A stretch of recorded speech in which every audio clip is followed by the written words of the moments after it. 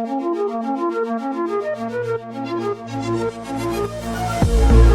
yet, I ask you, is not an alien force already among us?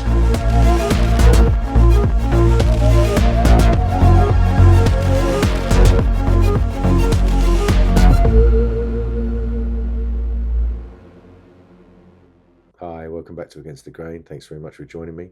This is the space where we talk about crop circles, UFOs, ancient mysteries, and all the psychology, philosophy, and human behavior that goes around all those subjects. My guest on tonight's show is Dr. Veronica Goodchild, Professor Emerita of Jungian Psychology at Pacifica Graduate Institute, who taught for over 16 years and is a Jungian psychotherapist and writer. Her work focuses on Carl Jung's later theories, particularly synchronicity and UFOs, as a new myth marking the shift from the Piscean to the Aquarian age. She links these ideas with alchemy, exploring the relationship between spirit and matter. Veronica's personal UFO encounter deepened her interest in these phenomena alongside crop circles, which she has studied since the late 1980s. Her second book, Songlines of the Soul, examines how such unusual events, including near-death experiences, reveal an emerging consciousness that unites altered states and rationality. She leads pilgrimages to sacred sites and continues to teach online from her home in France, where she pursues her interests in connections between spirit and matter. Please join me in welcoming Dr. Veronica Goodchild. Hi, Veronica. Thanks so much for joining me today. Hi, Gary. It's really nice to meet you, and thanks for inviting me. Really, it's a thrill for me. I've had your book now, and I've been sort of digesting it slowly because it's one of those books where you know when you come across, you've been thinking certain things over a period of time, and you haven't been able to articulate it quite as succinctly as someone else puts it in a book, and you happen to pick that book up, and that's how I would have loved to have framed up what I've been sensing or feeling. And so it's been doing that for me, which is... Well, you're very kind. Believe me, it took me about 10 years to write, so... I can believe it. Yeah. I'm working through my book at the moment. I've been in the crop circles since 1997. My life changed from then. Previously I worked in law. I ran a private investigation agency, and had a bit of a nervous breakdown, marriage ending, all that sort of stuff, and then looking out spiritual teachers, and ended up meeting a teacher after a sweat lodge and going off to the crop circles, and figuratively never left. Spent the last That's how they grab people sometimes, I think. Yeah, it is. Yeah, everyone's got a story. Everyone's got a story. Yeah. Everyone's got a perspective. Everyone's got a story, and I think that's I think that's one of the wonderful things about crop circles, is that they invite that kind of storytelling, and it's as if it's really happy to have a whole lot of different perspectives, which always, for me, images, the knights and maidens around the Grail table. There's lots of room for different perspectives, and I think that's the kind of age we're actually growing into, because certainly when I went to school, it was like there was a right answer for everything. Exactly. And I never quite fit those right answers. So I think it's really great. It's the same with the UFOs as well, I think. So many different perspectives, and really all you can do is be true to how it feels as if it's addressing you, and that can change over time.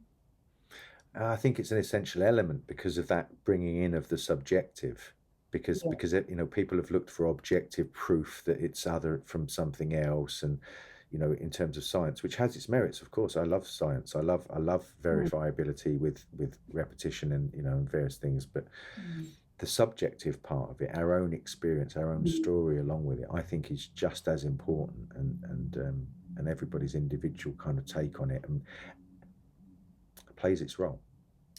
Absolutely. And that's sort of my tradition in Jung's psychology, because although there are templates to self-actualization or self-awareness, or he calls it individuation, everybody's path is along that, is always very different, because there's always a story. And no matter what our the external facts are about your life, there's always dream and fantasy and the subjective element weaving into that. It's your soul life. It is. Yeah. I've often said along when I've given talks, there's this distinction between phenomena A and phenomena B, and phenomena B has always been how people respond to the formations, rather than looking at whether or not they come from aliens, or whether or not they have messages from the other Right. side or whatever. Mm. How people respond, and in my time as a tour guide taking people to crop circles, usually very small groups, sometimes mostly just individuals or maybe one or two people. Yeah. I was really able to gauge after 10 years of my own experience of watching myself and my own reactions to going to crop circles, able to watch other people's and see how people take it and then put their own perspective and story onto it. And moving on from sort of debating that to a point where you can accept that everybody's entitled to have their own evolving perspective on these things. Indeed. Seems to be something else that I feel I've got from the crop circles, that they've humbled me in that way. That's really interesting. Well, they are very, how to say, I don't know, they have this ability to either really grab you or not. I mean, I can remember initially seeing photographs in a newspaper when I was visiting my family in Devon in the summer at the end of the 80s, I think. And I was so curious. I looked at these pictures and I saw all the hoaxing comments, etc. And but I looked and I had this extraordinary feeling of sort of familiarity. Right. I just felt they were beautiful and they were friendly and they weren't doing anything wrong. And I couldn't understand. Well, I can understand really, because I think there's an inability in the collective to entertain what feels deeply mysterious on one level, and I think that's what you're referring to. It is, yeah, it is. And that's the interesting part, isn't it? And there's also, I suppose, from my own journey perspective, and I'm sure other people, I heard someone say recently about the hero's journey, and there's an element of it in terms of the ridicule you receive. Going back to my friends in the legal profession, or the Freemasons. I was in the Freemasons. And I'm interested in the crop circles. You realise the reaction, and you still carry it really after all this time. When I approach it and I say, I worked in Mexico as a journalist, writing pieces for a news station on crop circles, or I don't say that at first. I say, I was writing it, and they go, oh, what subject? You go, crop circles, and as I'm saying it, I'm going, oh God. You feel like you're cringing because you can sort of feel the fact that they're cringing and they want to change the subject or something like that. Yeah. It's like hard. That, it's hard when you're sort of one of those on the forefront people, for sure. It's really hard. And you want to trust your own experience, but I remember when I went to university first, and I was studying theology actually, because of some experiences I had in Israel the summer before. I was going to read law, but I changed. And at one point into the second year, I said, how come we're not looking at any of the mystics? And people laughed at me. Right. It was so embarrassing. They laughed. They thought that was funny. Like, why the hell would you want, to study the mystics? Yeah. Yeah. It's sort of, I don't know that people would say that now. They probably are now, because that was decades ago. But but with crop circles, UFOs, it's still kind of verboten. It's hard to find people that are really open. That's for sure. It is. Yeah, it is. Yeah. And then my teacher said, I was fortunate to have somebody who took me to the crop circles who was quite wise to these things, and I had a guide, who told me for 10 years, don't engage many people, just do your own, don't go out there, don't try and convert people or whatever. It's very difficult to do because of the energy of the actual thing itself and the things that you begin to realize. But that's all part of the journey, isn't it? There's this part of it where you recognize that other people, you can talk to them maybe sometimes to a certain level, and then they start to mist over, Yeah. if you start going into maybe some of the realms about interpersonal psychology and philosophy and cosmology, and they go, oh, what's this guy talking about? Yeah, that can't possibly have anything to do with No, it. how can you talk about crop circles and flattened wheat and to do with all that sort of stuff? And it's quite Yeah. hard to make that bridge, isn't it?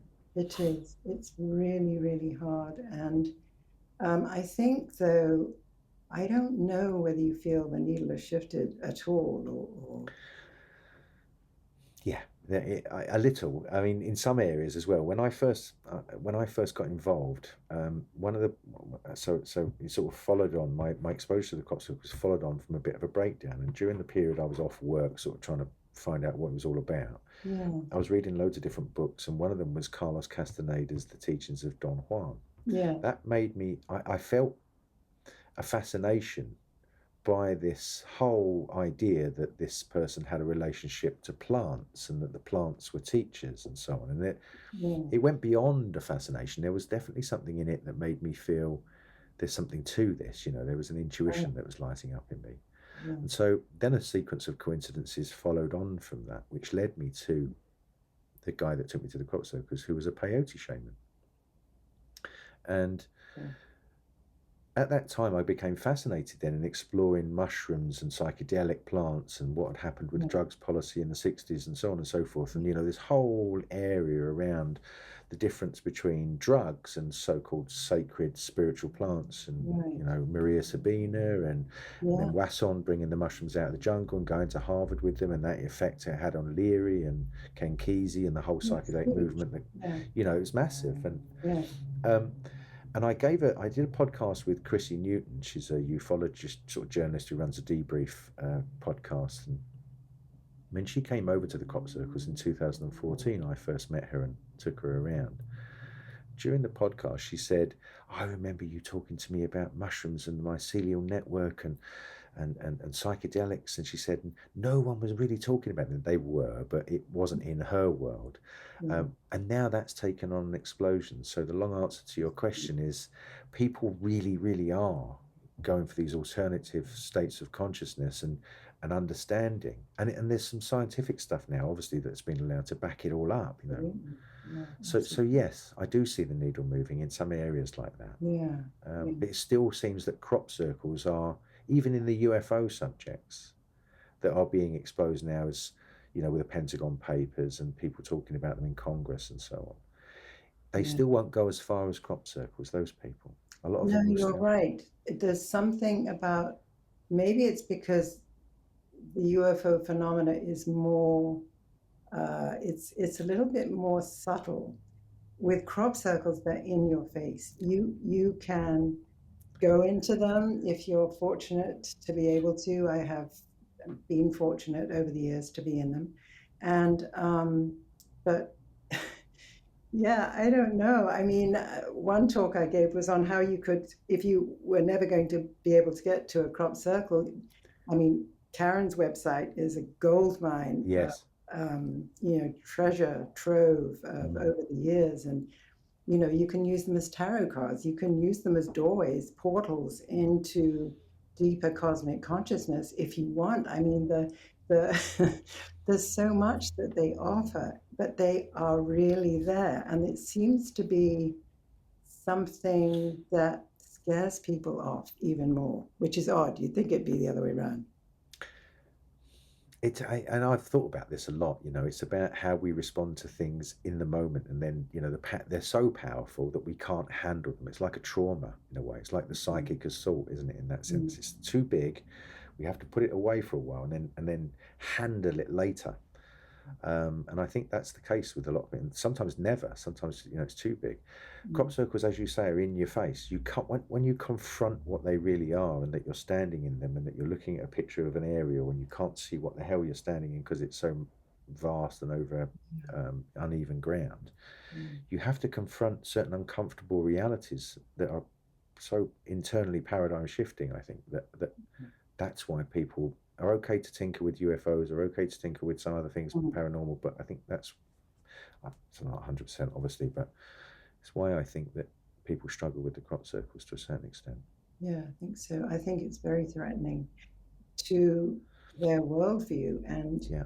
one of the things in my 20s I became really interested in is how people change. Like, what makes some people eager for change and other people are just so entrenched in their, fixed vision of reality.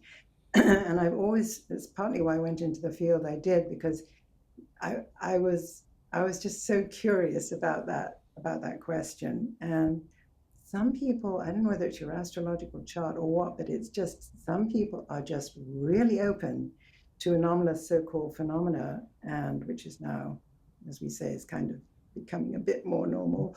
Yeah, I don't know. It's fascinating. It is a fascinating question. I think, like the crop circle, some of these questions, there is no one answer, but the search for the answers reveals so much more along the way. The things Yeah. that you'll find out in trying to pursue a particular question like that. Yeah. Crop circles certainly work like that for me as well. So synchronicity and the new myth that you talk about in your book, this changing of the age from the age of Pisces to the age of Aquarius, and it involving this transformation in a way. I'm preparing my talk for Temporary Temples next week, and it's going to be about deception, because of these messages that we've had in the crop circles, which have been quite specific about we oppose deception. Yeah. Yeah. Have you heard about the Milk Hill script that was in 1991, I think, just before the Doug and Dave debacle sort of started? The script? No, I don't think I know about that. I might, but it's an obscure crop circle that not many people do know about. That's why I asked. But it's like a text with two sort of circles at the end of it, and it's sort of obscure text. Professor Gerald Hawkins hired a bunch of linguists, and they found it to be a very obscure form of post-Augustan Latin, which said it was apono astos was the best translation, which actually said we oppose acts of craft and cunning.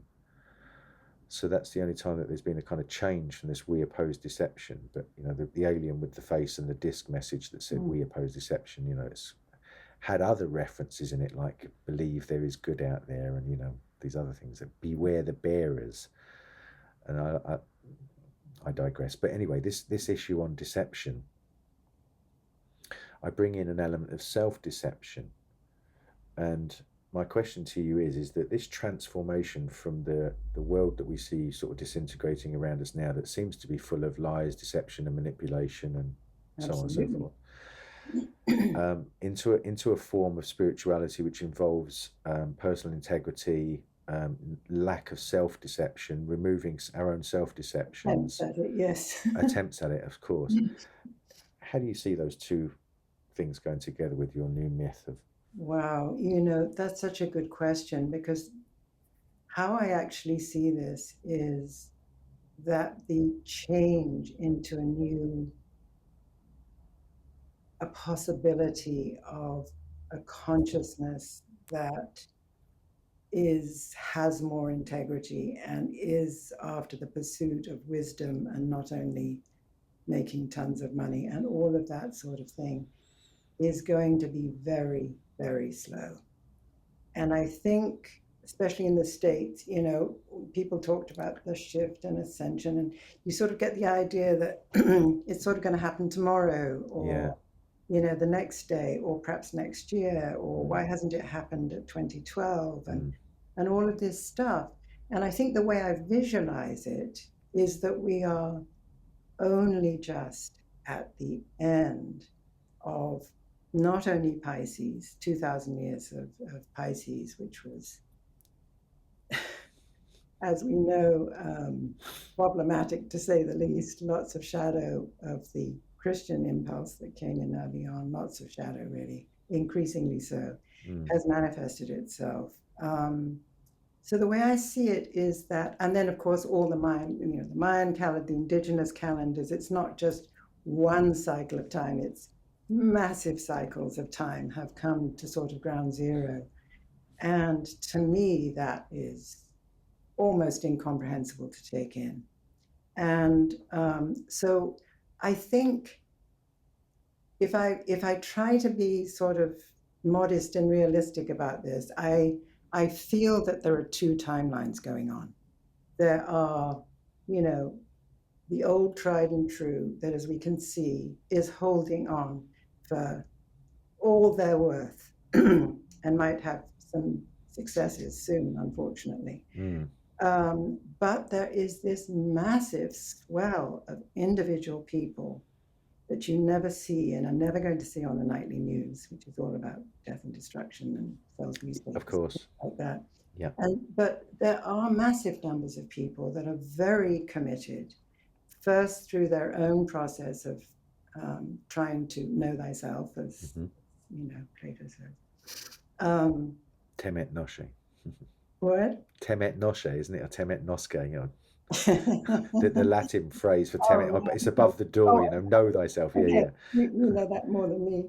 But yeah, and so I think on the one hand, one can be optimistic that there is a shift going on. On the other hand, I feel it might not really even show in the collective for several hundred years.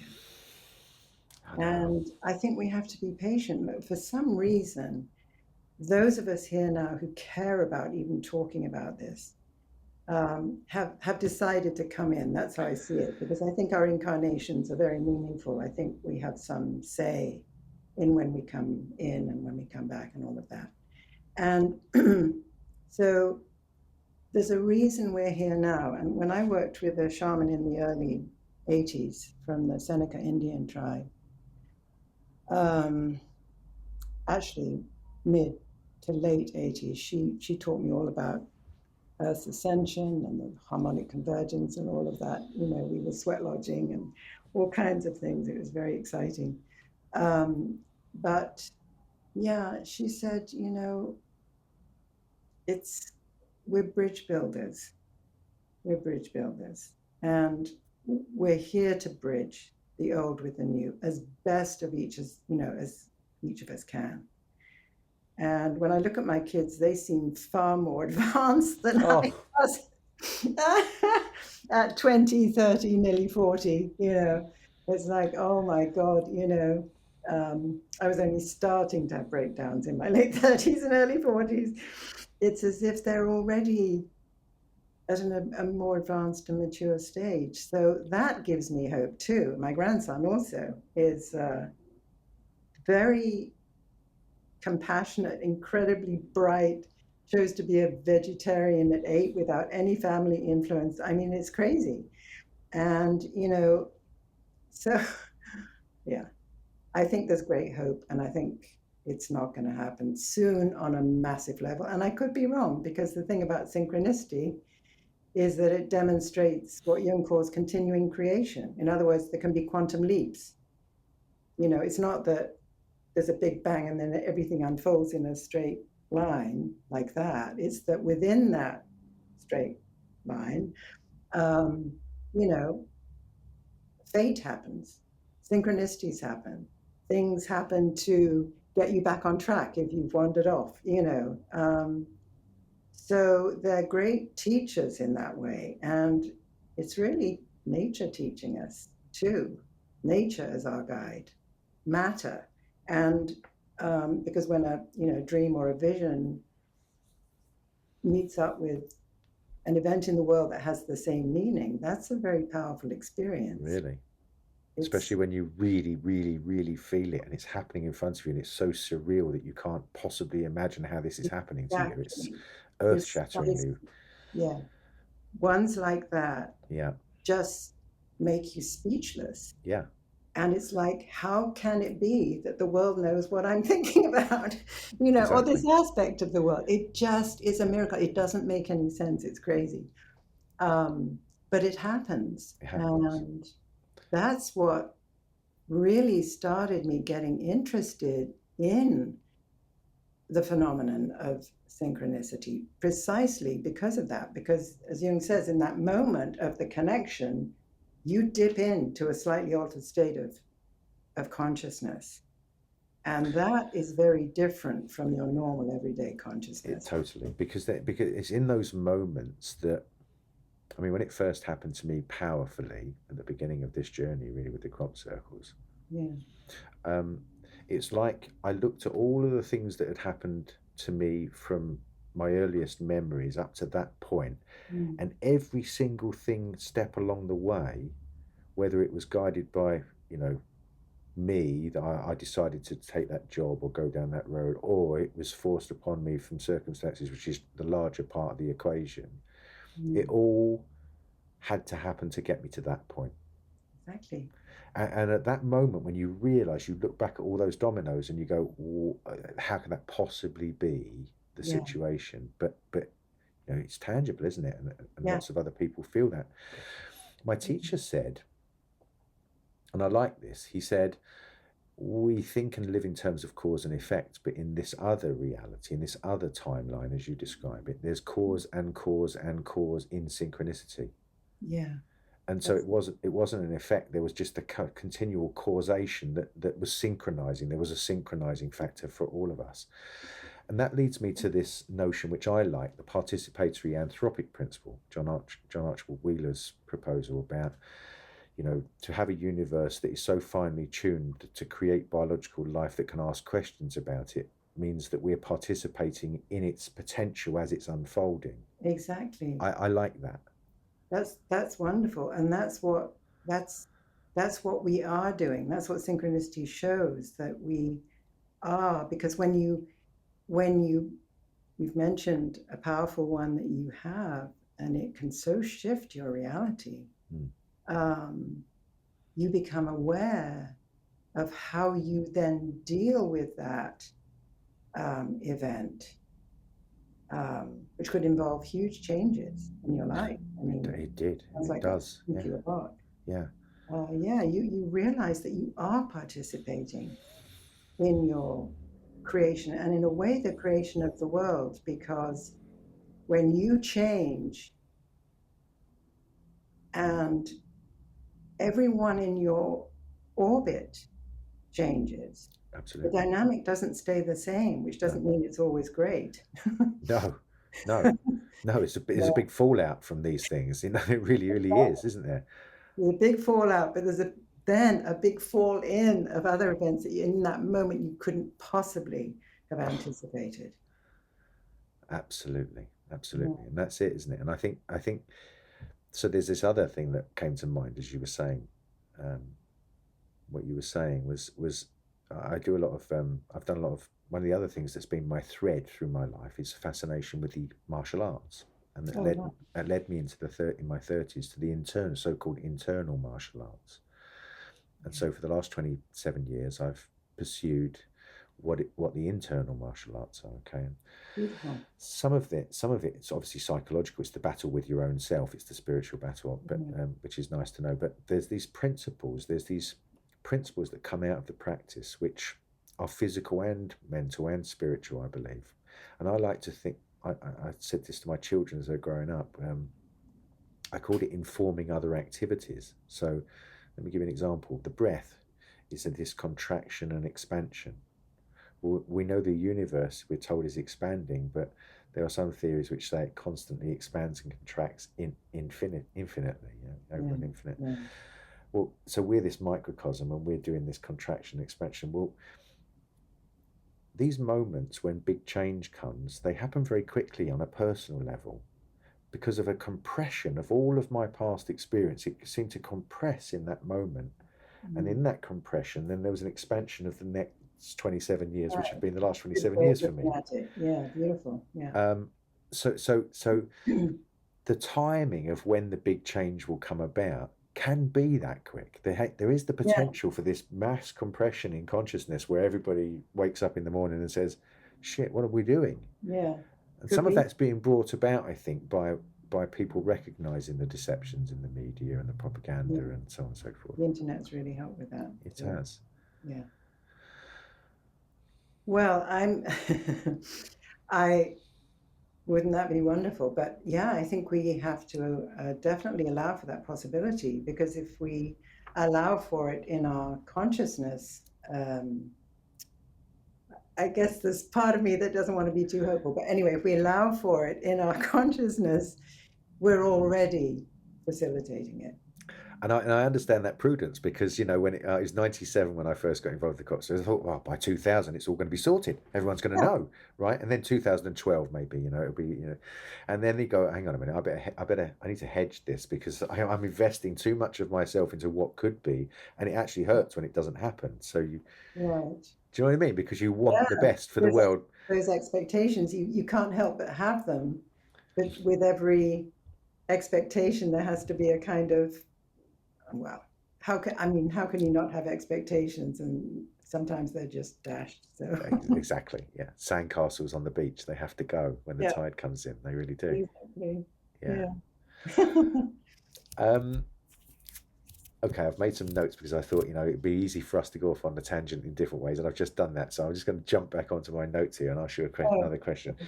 So we talked about, because you've already answered one, how do you believe synchronicity plays into the modern day fascination with UFOs and unexplained phenomena? Is this a sign of the collective consciousness shifting? Well, I think we just sort of covered that, didn't we? Yeah, definitely. You had a personal UFO encounter. I did, yeah. Was that one of these moments like we were just discussing where you had I'm this? getting chills thinking about it. You know, every time, this was in 1989. 89, okay, it's the year my first son was born. Well, it was a great year It's a then. great year. Yeah. You know, I had been attending a mystery school, and it was the end of the second part of it. So during that 12 days, to give context, during that 12 days, in the first part of it, which had been 3 months before, 3 months before, we had worked on all the lower chakras to create a really good foundation. And then the second part of it was sort of starting at the heart and then, you know, going up to the higher. So I was in a pretty open state. And so this was down in the Joshua Tree area. So I stayed with a friend overnight because I was still living on the East Coast then, thinking I've got to ground myself really fully before I get back on an airplane, you know. So I stayed at her house, and a number of people from the group were staying there also. So that's to give a context, because No, it's very important. it has to be meaningful. Yes. So then a friend and I from the course went. It was kind of after dinner. It was still kind of, you know, it was May, so it was still sort of light, but in that part, you know, Southern California, it gets dark quite quickly. Anyway, we just decided to go up the mountain and have a look, and we were going to stop, and well, we did, at this kind of, you know, view. We got this gorgeous view of Palm Springs beneath. It was just absolutely gorgeous. And but it was very windy. There were quite a lot of people up there at that time as well. And yeah, so we were looking out, and then we said, okay, you know, let's go back down. So we turned around, and I don't even know how to explain the shift that happened. It was like a split second. He saw these circulating lights off what looked like off the edge of the mountain. So he saw them. He said, "Veronica, look, you know." So as I stood there, just transfixed by these circulating lights at the bottom, clearly seemed to be some UFO ship, and in that moment, it was as if the whole atmosphere changed completely. Everything went incredibly still. There were no people. There was no wind. There were no cars. And you can search for words to describe what happened, but it got weirder because I don't know how long we stood there, but I was absolutely transfixed. And then this light from the ship came down, and I tried to think about, was it like a full moon night? No, it was much brighter than that, actually. And I was having this sudden internal dialogue with myself. Should I be afraid or should I be open to this experience? And knowing as I do how you approach something affects the outcome, I decided, or something in me decided, to be open to it and to let go of any fear I was holding. How that came upon me, I don't know, but that's what happened. And then it seemed like, I don't even know if it was 2 minutes. There wasn't any sort of time dimension to it. And then it was as if we snapped out of it. And the wind came back, but there seemed to be not really many people, if any. I can't quite remember that part now. But it was 2 o'clock in the morning. So there were about 5 hours of missing time. Now, when I got back home, I told my best friend at the time about it. She was very open to it. She and I had been friends for years, and she was completely, and we would have these sorts of discussions all the time. So she was very open to it, but anyone else I even mentioned to it, including my analyst at the time, it was too outside the box. It was, well, it must have been a dream. You must have been asleep. And I said, no, it wasn't a dream. I was wide awake. I was in the presence of somebody else when it happened. I was completely awake. So right then and there, I decided I have to keep my mouth shut about this. I can't talk about this to anybody. It's just, they're going to think I'm absolutely nuts. Which happened to people that had encounter phenomena. Yes. Oh, yeah, I know. 80s, you know. And so I just kept it to myself. And about 10 years later, in 1999, when I was doing my postgraduate degree, because I wanted to teach and stuff, I met a woman who was a psychotherapist, but she also helped people. She was actually writing her dissertation on UFOs, so she and I had a lot to talk about. And she was the first person that I could really in depth talk about what happened. And she said, look, if you ever want to do some kind of meditation regression to see what happened in that 5 hours, I'd be happy to help you. So I did. Okay. So what happened was, it was not complicated. We were in my house. She said, okay, I'm just going to, just start with breathing and just go into a light meditation. She recorded the whole thing. And then she said, she kind of led me back into the experience. And I'm telling you, this whole story just came out of me completely spontaneously, which an account of which is in the Songlines book. Yeah.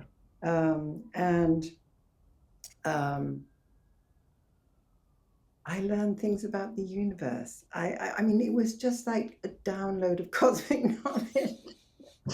And the other very sort of practical thing was, she talked to the guides, so that I met these amazing Pleiadian, I think they were, kind of guides. They're in a very kind of subtle form, but they were doing this body work on me, and it was mostly about the heart.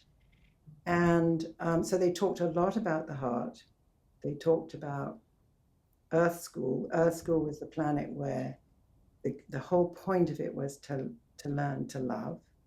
That was the key. And then they said things like, the beginning of the universe is not a big bang, it's a big heart, and things like that. And then they worked a lot on my heart, and which I could feel physically, kind of stretching it open and all of this. And they were just such extraordinary presences, full of unconditional love, only wanting to, convey these messages about this time of transition when so many people were going through the sorts of experiences that I wasn't alone.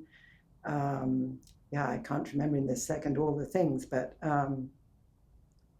it was so helpful to feel that I wasn't nuts, that what I'd been given was a treasure, really. And they talked about how they were always there for me, and yeah, that, you know, that this shift was happening, essentially. They didn't give a timeline. Yeah, they talked about the universe as being structured in sort of invisible universes, almost without end, and these different levels of consciousness and civilizations. I mean, it was just so wonderful to hear about, really. And then it closed.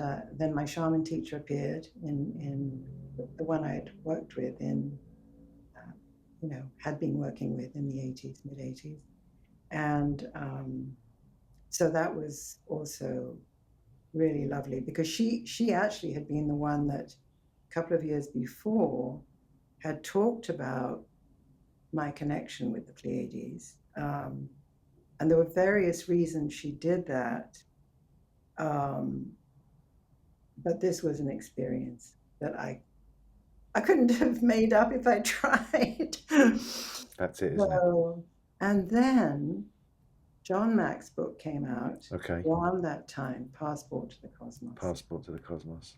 And I wrote to him at Harvard, and I said, you know, I'd really love to tell you, Mike, I read his book. I still think it's one of the best. It's amazing book. The research that man did is just extraordinary. He was an amazing... I'm so sad I never met him. It was before my time, but so many people, friends of mine, have met him. He was an incredible man.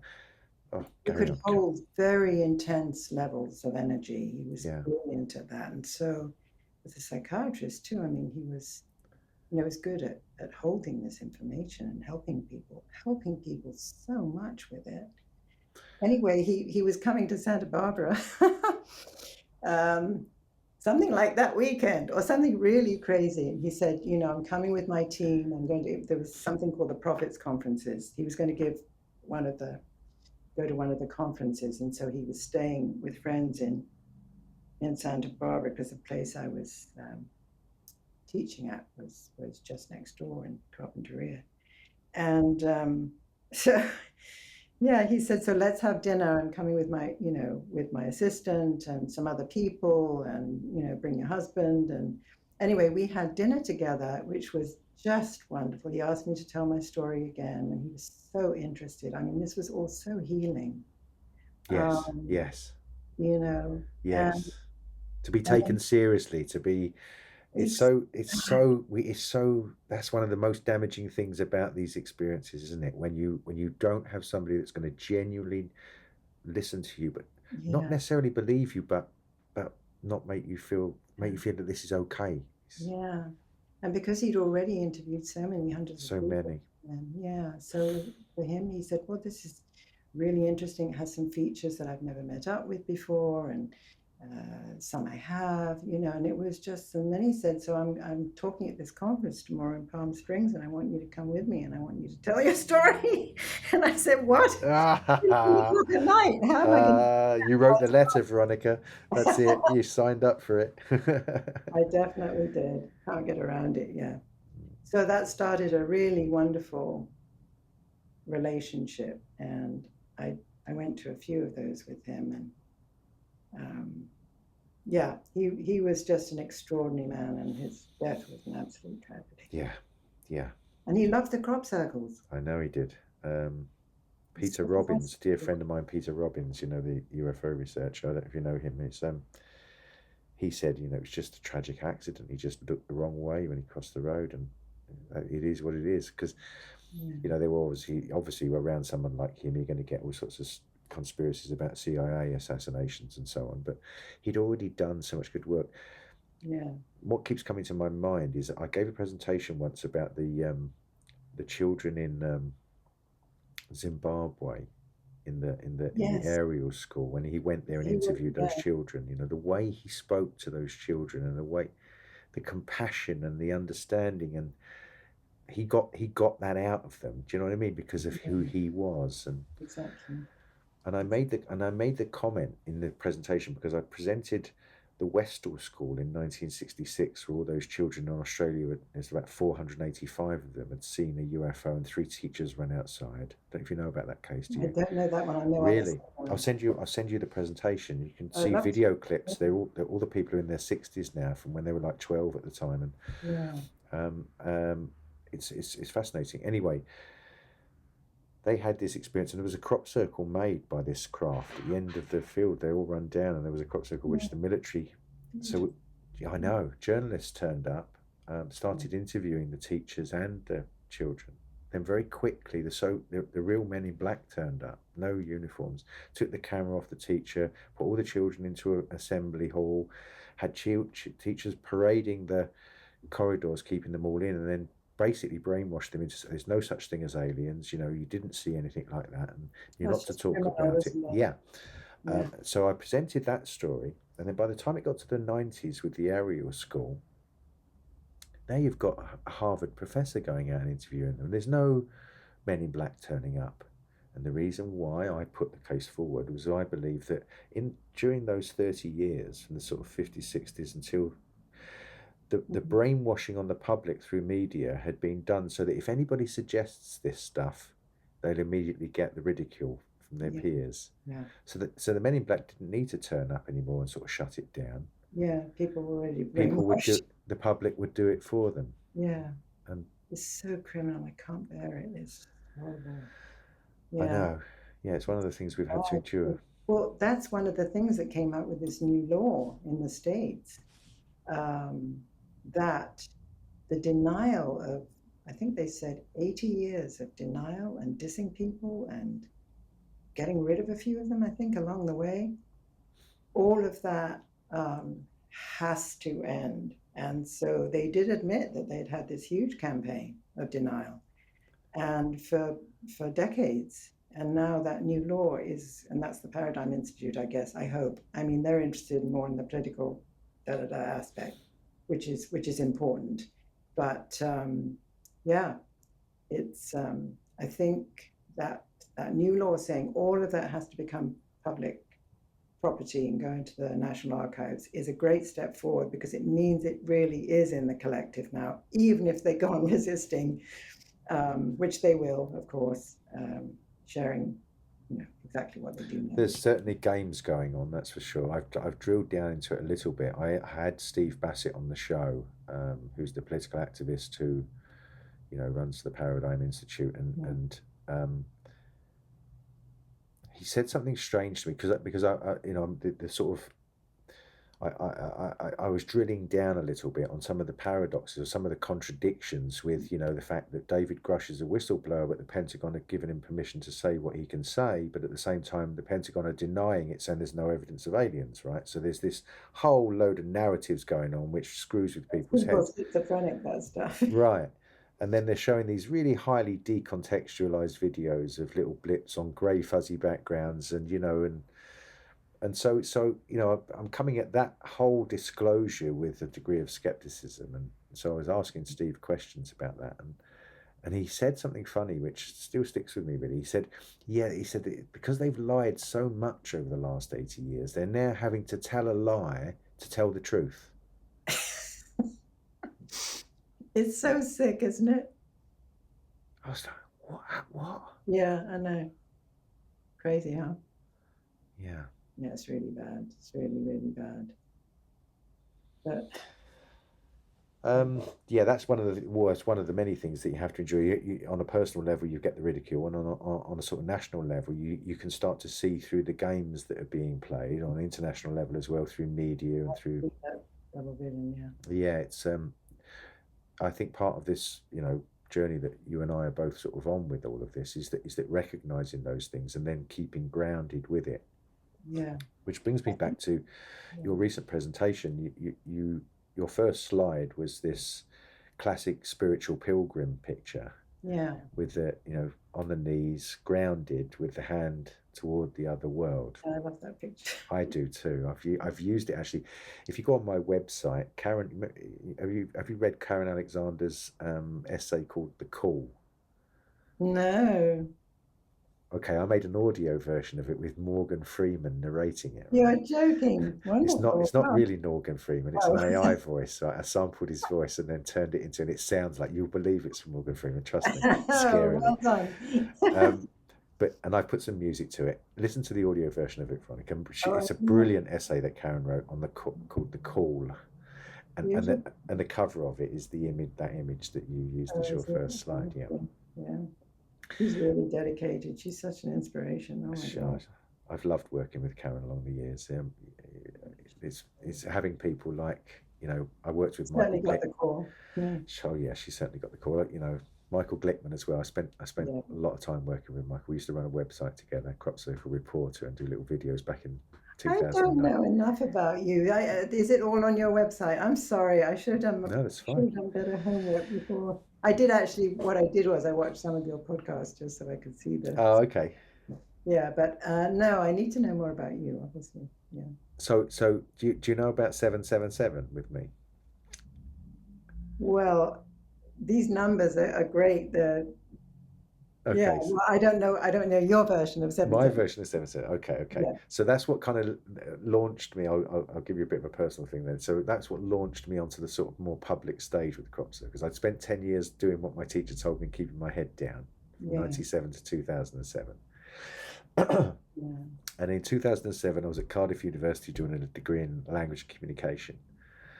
And the summer recess, I took a caravan trailer down to Wiltshire. And thought, I'm going to spend 6 weeks, right? I'm going to spend, because I lived in Cardiff, so I was 70 miles backwards and forwards to Yeah. Wiltshire, whenever it. So now I was down there for the summer, in the trailer. Anyway, hanging out in the cafe, chatting to all the people, doing what you do with crop circles. Yeah. And the date was approaching for the 7th of July 2007. And I decided that I was going to do a night watch on top of Knapp Hill overlooking Eastfield. Yeah. Have you read Legendary Landscapes, the book about that area of Alton Barnes? There's a so Knapp Hill is the pregnant belly of the goddess. There's even an umbilical cord carved into the landscape down into Eastfield. Oh, beautiful. And a Milk Hill across the other side is the breasts of the pregnant goddess. So the body of the goddess lays across Alton Barnes. Yeah. And so Knapp Hill is actually the pregnant belly. So we were sat there. I didn't know this at the time. This is subsequent research that's revealed this to me. So long story short, there were 3 of us sat on top of that hill. One of them had a guy that we met when we got there, had a load of infrared cameras and all this stuff set up looking at Eastfield trying to catch UFOs. We sat there for the evening having this amazing conversation. He was very scientific and and sort of rational, and I was sort of really coming from this metaphysical side. But rather than sort of opposing each other, we were having this fantastic conversation where we were trying to find language that we could find that we agreed on, so we could move the conversation forward, which was fantastic. Anyway, about 3:20 in the morning, there was a flash of light. I then got the sense, short time after, that there was something there in the darkness below us. So we looked through the camera, and there's a 1,000-foot crop circle with 150 circles in the darkness in front of us. So they filmed. Wow, that's a life changer. Yeah, well, they already had the life changer 10 years Yeah, before. So another that was the life changer that was preparing me for that life changer, I think. Yeah, because the life change then, obviously, because then I started doing all sorts of media interviews and and getting involved like as a more public figure with the crop circles, which is life changing. Yeah. So we walked into it at 4:15 in the morning, Paula and I, whilst this guy filmed us walking into it. We're just ants inside this thing, Veronica. It went over 2 hills, there's a film about it you can watch. Yeah. Then the following year, on 888, I was receiving so many emails from people saying, what are you going to do? Are you going to do another night watch on 888, the 8th of August 2008? I said, yeah, okay. So ended up having like 200 people, a bunch of journalists, and we all turned up on Knapp Hill and Milk Hill, and then the following morning there was a huge 8 made up of hundreds and hundreds of circles beneath Milk Hill. Right? So I had 2 years running where these 2 dates of 777 and 888 bounced me into even more la la Such land. gifts, yeah, such gifts. I mean, I do think the dedication and commitment, as you've clearly had, I'm sure it must influence what you're giving back, because they just, I'm sure they love when people like yourself are, supporting and honoring what they're giving, these amazing gifts every year. I think you're absolutely right. My teacher, the guy who took me there, he kept saying the crop circles need our love. I totally agree with that. Yeah. So I The do earth too. needs our love. The earth needs our love. People need Yeah. our love. If we can Yeah. give it, it's hard, isn't it? It's the challenge. But yeah, that Yeah. definitely resonates with me. Those experiences, and it was funny. As a personal story, I haven't said many times with that. When just before we looked through the camera, to know that the crop circle was there in front of us in the dark. Mm. Paula and I were sat on top, sort of stood on top of the hill, and have you heard the English skylarks, the bird song that you get around the fields? Yeah. So in the darkness above us, there was this skylark singing, which I'd never heard in the dark before. They usually, and it sang, and we stood there and we just listened to it in the darkness. And after it finished, this is cheesy, I said to Paula, I don't care if there's no crop circle down there. The past 10 years and that bird was enough for me. Nature's a miracle. And there it was. It was like I needed to say that to receive that gift, if you know what I mean. Yeah, beautiful. So that's something about what I've been involved in. And there's all this stuff on my website. Yeah, so Karen's call. But let me bring you back to what I was talking about with that picture, that image you used as your first slide. Because it was good that I told you that story, because the grounding aspect that you mentioned, okay, the knees on the ground, that you have to be in this other world but grounded at the same time, absolutely, has been the main theme for me the whole way through this. And that ability that I've developed, I think it's not always there, but that ability to keep my feet on the ground, go to work and do a regular day job, and and have this holding, the way my will holds on to this other, is very important. And I think when I heard you say that in that lecture about the grounding part, this being in both places, it's so important, because unless you're grounded, you just float off into la la land. And I think for me, writing and teaching and speaking, and I don't feel I'm terribly good at the speaking part, because I'm so shy and it makes me nervous. But I think all those things too, for me, are very grounding as well. So I think, everything that you do in support of it is also grounding, and it's earth. That's what I love about the crop circles. I mean, I sort of see the above and below together with the UFOs, and I've obviously mentioned that in talks in my book and stuff, because I do think there's something important about the way those two are mirroring each other, but kind of giving us hints of a new possibility, a new kind of spirit matter connection, which I think is this, these sorts of experiences that we're talking about that are so impactful. Yeah. And life-changing. And this what came to mind as you were saying that was this aspect of the ground, being on the ground and not being able to discern and see the complete thing of what it was, and needing to rise above it to see it. That's the spiritual aspect for me. This sky, it's not it is obviously the UFO connotation, but there's also this personal connotation of the metaphor of having to rise above to see the bigger picture, and I always think language of spirit is the language of metaphor. Absolutely, yeah. I think that's a really good, that's something that is so interesting, because when you can, I think it was it Dan who mentioned he went back and forth on his bike and didn't realize yes the formation was in the field next door, because sometimes you can't see it when it's at the same level as you, and it does take being a bit higher up to see it both metaphorically and actually. Yeah, exactly. I remember a story of 1998, second year. Oh, I was so torn. God, I can think back to my mind at that time. But there was a story of me driving along the A361 from Devizes to Beckhampton roundabout, and having an intuition that there was a crop circle in the field to the right of me, and stopping the car, getting out of the field car, walking up the tram lines, and then getting to a certain point and going, "What am I doing? This is ridiculous." Turning around and getting back in the car and driving home. Okay. The next day, I found out I was 3 feet from the crop circle. Wow, you just couldn't see it. Just couldn't see it, and I didn't, and I'd given up in my own Yes. to follow the intuition at Yeah. that point. So it suddenly wasn't there. Suddenly, it was there, but I just didn't. I dismissed it, and I dismissed my own intuition of why I thought the guy's silly. It's You get so what I easy mean? to do that, though, isn't it? Yes, yeah. So Yeah. that was a kind of early lesson for me about the treasures can be just there, and you're not seeing them. You know.